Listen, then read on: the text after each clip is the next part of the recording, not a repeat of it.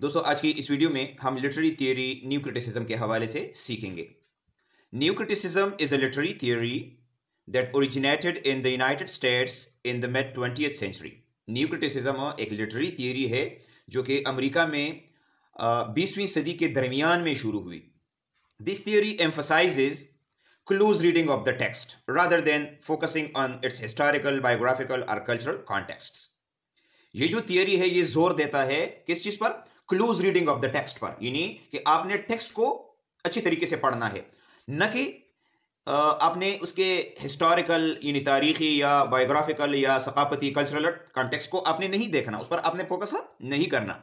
New critics believed that a literary work should be considered an organic whole. New critics जो है वो ये यकीन रखते हैं कि लिटरेरी वर्क को आपने एक ऑर्गेनिक होल के तौर पर आपने इसको समझना है कि ये एक जिस्म की तरह है। अ literary work is the combination of various elements.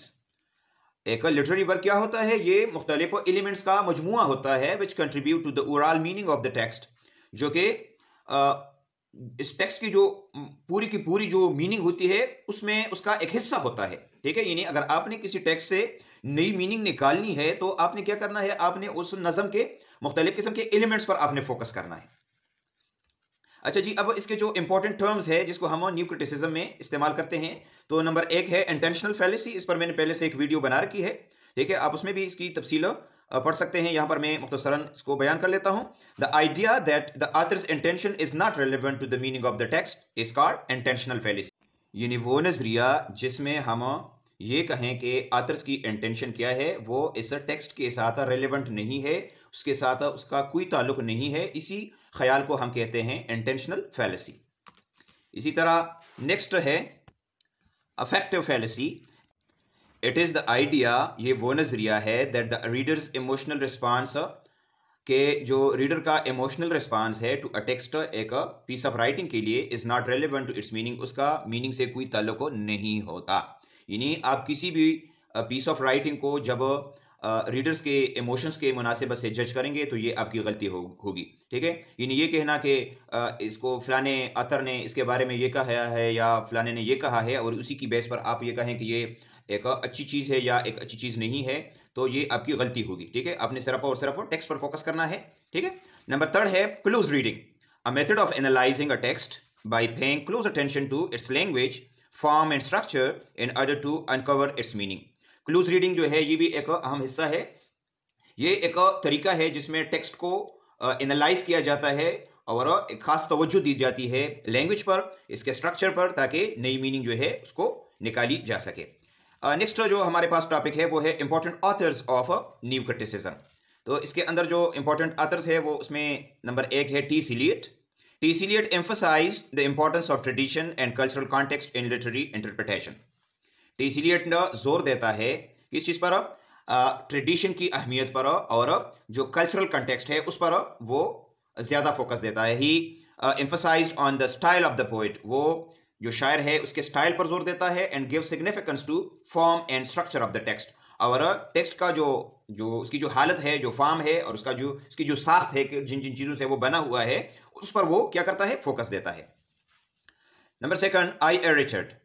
He is regarded as the father of new criticism. I A Richard को न्यू क्रिटिसिज्म का बानी भी कहा जाता है। He introduce the concept of close reading of the text. ये concept उसने पेश किया है कि टेक्स्ट को अपने क्या करना है? इसकी अपने क्लोज रीडिंग करनी है। He was of the opinion that, वो इसका ख्याल था कि the meaning of the text can be found in its language and structure, के किसी भी टेक्स्ट के अंदर जो मानी है वो उसकी लैंग्वेज और उसकी साख्त के अंदर पड़ी होती है, और इसी पर आपने फोकस करना है। Number 3, W.K. Wimsatt and M.C. Beardsley. These two critics developed the concept of the intentional fallacy and the affective fallacy। ये वो दो बंदे हैं, W.K. Wimsatt है और M.C. Beardsley है। इन दोनों ने intentional fallacy और affective fallacy के जो concepts है वो दिए हैं।